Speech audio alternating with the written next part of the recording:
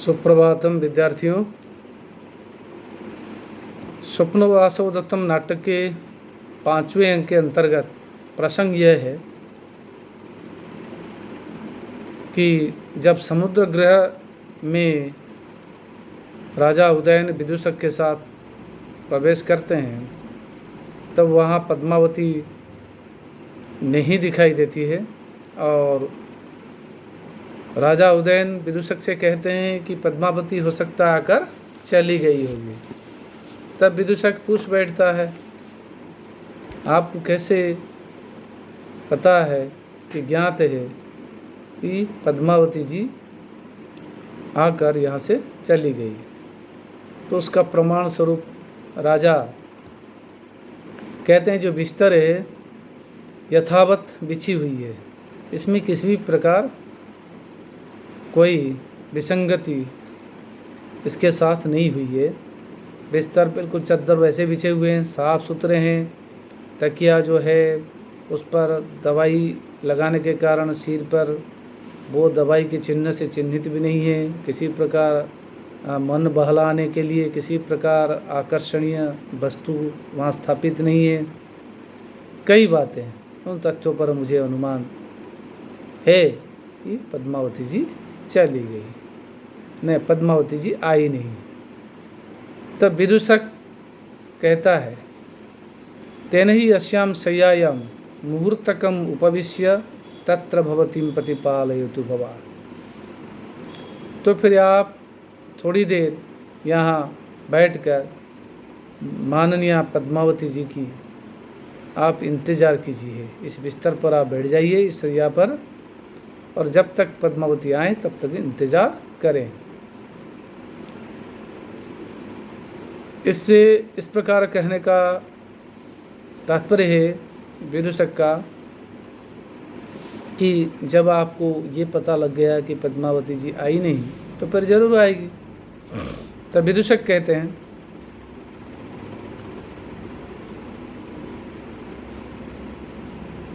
अहम कथयिष्यामि न इसे तेन ही अस्यम से मुहूर्तम उपविश्य तत्र भवतीम प्रतिपालयतु। यहाँ एक लाइन मेरे इसमें गायब है। चलो, तब राजा कहते, बाढ़म ठीक है, उपविश्य बैठकर, वैश्य हे मित्र, निद्रा माम बाधति, मुझे नींद आ रही है, कथ्यताम काचित कथा, कोई कथा आप सुनाइए। तब विदूषक कहता है, अहम कथयिष्यामि होम इति करतु तत्र भवान, मैं कथा कहूँगा लेकिन आप हूँ ऐसा करें, मैंने कथा श्रवण की स्वीकृति मौन स्वीकृति प्रदान करते रहे। तो राजा के लिए बाढ़ हम, राजा ने कहा ठीक है। विदूषक कहता है, अस्ति नगरी उज्जयिनी नाम, उज्जयिनी नामक एक नगरी है, तत्र अधिकरमणीयानि उदक स्नानानि वर्तन्ते किल। तो उस उज्जैनी में अत्यंत रमणीय स्नान करने के लिए स्थान जलाशय है।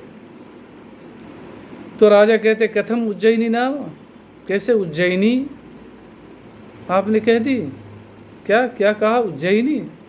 तब विदूषक कहता है, यदि अनभिप्रियता ऐसा कथा अस्याम कथयिष्यामि अन्याम कथयिष्यामि, यदि आपकी ये कथा पसंद नहीं है तो मैं दूसरी कथा सुनाऊंगा। तो राजा कहते, वैश्य हे दोस्त, न खलु अभिप्रियता ऐसा कथा, न खलु न अभिप्रेता ऐसा कथा, ये कथा मुझे अभिप्रेत नहीं है, मुझे इप्सित नहीं है, मेरा मन अनुकूल नहीं है, ऐसा नहीं है। किंतु परंतु मैंने इसलिए कहा कि उज्जयिनी, क्या कहा उज्जयिनी, इसके कहने के पीछे ये राज है। जो राज है आगे एक उपजाति छंद से विरचित एक पद्य के माध्यम से राजा उसका कारण कह रहे हैं, उदयन कह रहे हैं। स्मरान्यवन्त्याधिपति सुताया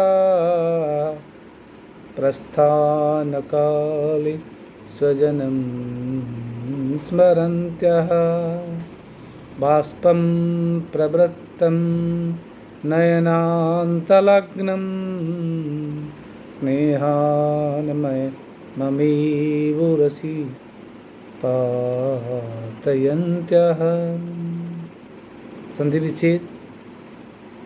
और छंद क्या है? उपजाति। उपजाति छंद का लक्षण है इंद्रवज्रा और उपेंद्रवज्रा दोनों के चरण मिलकर, दो चरण, इसके 2 चरण इंद्रवज्रा के, 2 उपेंद्रवज्रा के, दोनों मिलने के पश्चात जो छंद बनता है वो उपजाति कहलाता है। मिश्रित छंद इसलिए कहते हैं इसको।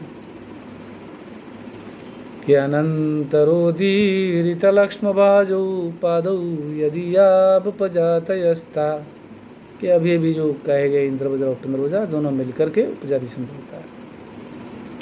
पेश्या इंद्रवज्रा जैसे स्याद इंद्रवज्रा यदि तौ जगौ गः, ये इंद्रवज्रा का लक्षण है। और उपेंद्रवज्रा का उपेंद्रवज्रा जतजास्ततो गौ, ये दोनों इंद्रवज्रा उपेंद्रवज्रा मिलकर के जो छंद बनते हैं उपजाति छंद कहलाता है। तो संधि विच्छेद स्मरामि धन अवंत्याधिपति, स्मराम्यवंत्याधिपति,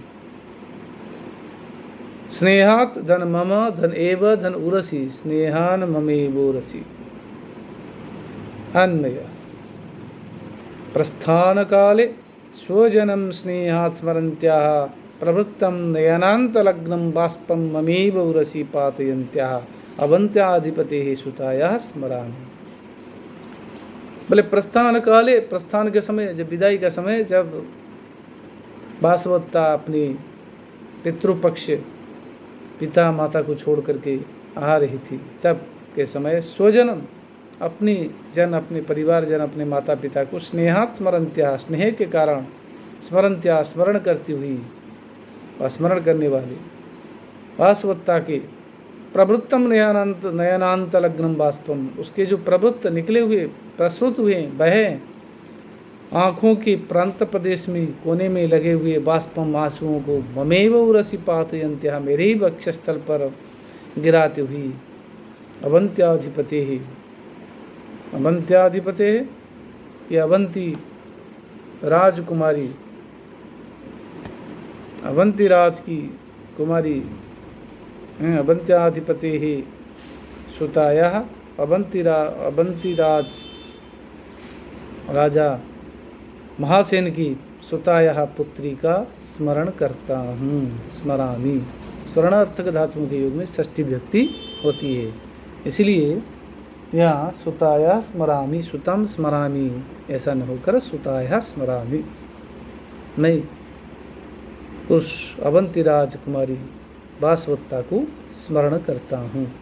यूँ तो सुताया षष्ठी विभक्ति एक वचन, तो इसमें उपजाति छंद है और इसमें स्मरण अलंकार भी, अलंकार में स्मरण अलंकार है।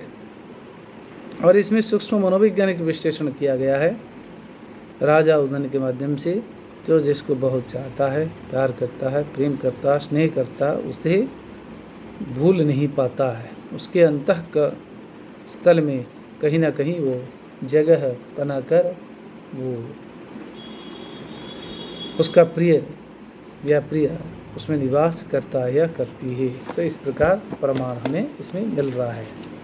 अपिच और भी इतना ही नहीं, आगे पुनः कहते हैं राजा, बहुशो पिपदेशेषु ययामामीक्षमाणया हस्तेन स्रस्तकोणेन कृतमाकाशवादितम्।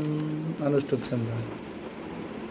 बहुशः धनापि धन उपदेशेषु बहुशोप्युपदेशेषु मां निक्षमाणया मामीक्षमाणया कृतं धनाकाशवादितं कृतम आकाशवादी। उपदेशेषु माम इक्षमाणया, जया उपदेश के समय जब मैं बीणा बजाने की शिक्षा दे रहा था, बीणा बजाना सिखा रहा था, तब माम मुझे इक्षमाणया देखने वाली तया यया जिस वासवत्ता के द्वारा स्रस्त कोणेन हस्तेन, कोण से स्रस्त हुआ है हस्त, जिस स्रस्त कोणेन हस्तेन हाथ निकल जाने पर, किससे? तंत्री, जो बीणा की जो तंत्री है, कोणाला तंत्री से जो हाथ निकल कर शून्य में चल रहा था, ऐसे हस्तेन हाथ से बहुशः पी अनेक बार आकाशवादितम कृतम, आकाश वादन किया, अर्थात शून्य में अंगुली को चलाया, क्योंकि इतनी अनवधानता थी, क्योंकि उसके बिना में नहीं था, मन तो मेरे ऊपर था, इसीलिए वो मुझे बार बार देख रही थी। इसके कारण वो विस्मृत होकर अपने हाथ को उस पर तंत्री पर, बिना के तंत्री पर चलाने के स्थान पर और शून्य में चलाती थी।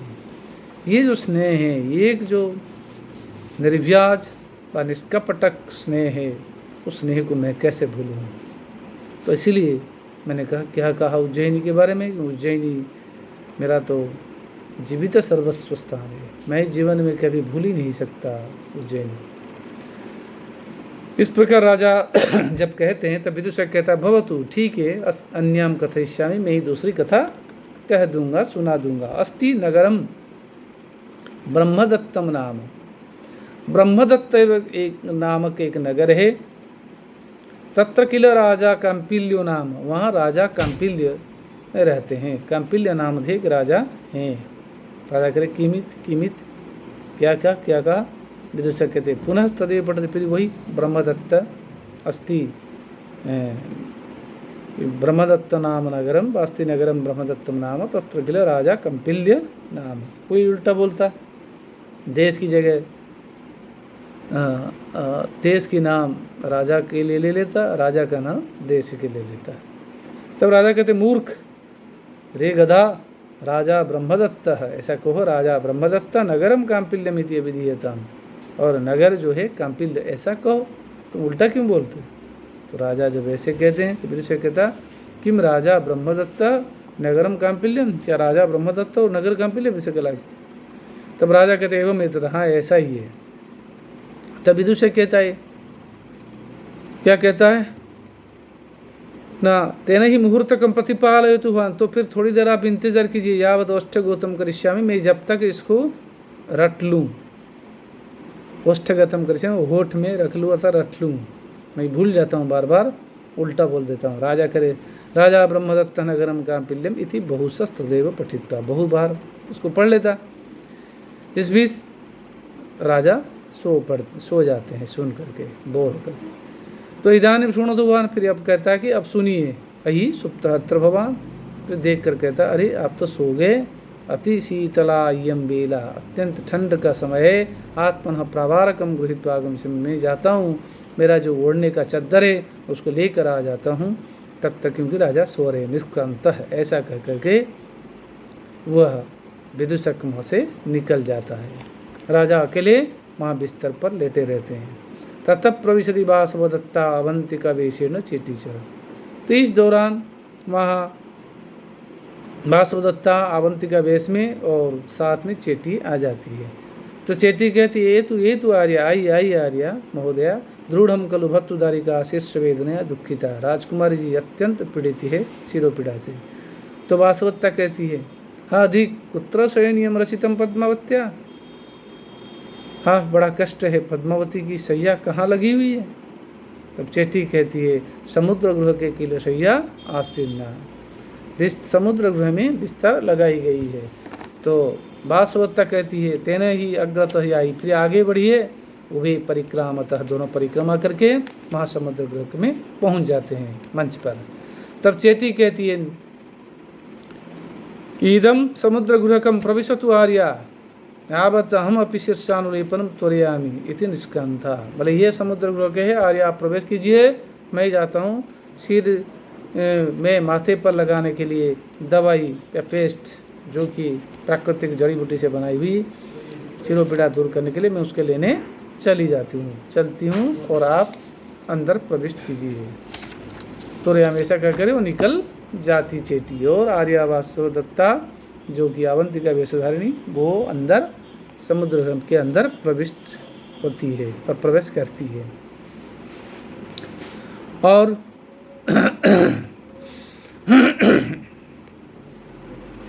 वह प्रविश्य अवलोक्य च, हाँ नहीं, प्रवेश करने से पहले कहता ओहो अकरुणः खलु ईश्वराः, वासवदत्ता कहती अरे भाग्य कितना निर्दयी है, मैं विरह परिउत्सुकस्य आर्यपुत्रस्य, मेरे वियोग से वियुक्त व्याकुलित आर्यपुत्र के विश्राम स्थान भूता इयम् अपि नाम पद्मावती, उनको विश्राम देने के लिए स्थान भूत व उनको उनकी दुख को दूर करने के लिए, दुख विनोदन के लिए जो स्थानभूत आई थी, ये जो पद्मावती, ये भी नाम पद्मावती अस्वस्थ जाता, ये भी अस्वस्थ हो गई, ये भी पीड़ित हो गई है।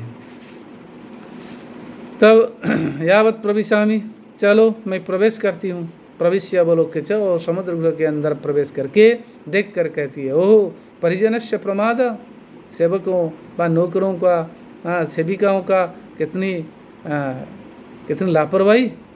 अस्वस्थाम पद्मावतीम केवलम दीप सहायम कृत्वा परित्यजति, अस्वस्थ पद्मावती को सिर्फ दीपक के सहाय में छोड़कर वे यहाँ परित्याग करके चले गए। यम पद्मावती अवसुप्ता, ये पद्मावती तो सोई हुई है। यावत प्रविशामी, चलो सो रही है। यावत उपविशामी, चलो मैं इसके पास बैठ जाती हूँ। अथवा अन्यासन परिग्रहणेन अल्पैव स्नेह प्रतिभाति, दूसरे आसन पर अगर बैठूं फिर इनको लगेगा कि इनके प्रति स्नेह कम है। वास्तवता ऐसी सोचती है कि पद्मावती ये सोचेगी उनके प्रति स्नेह कम है, इसलिए अलग से नहीं बैठना, इसी के बिस्तर पर बैठ जाना चाहिए।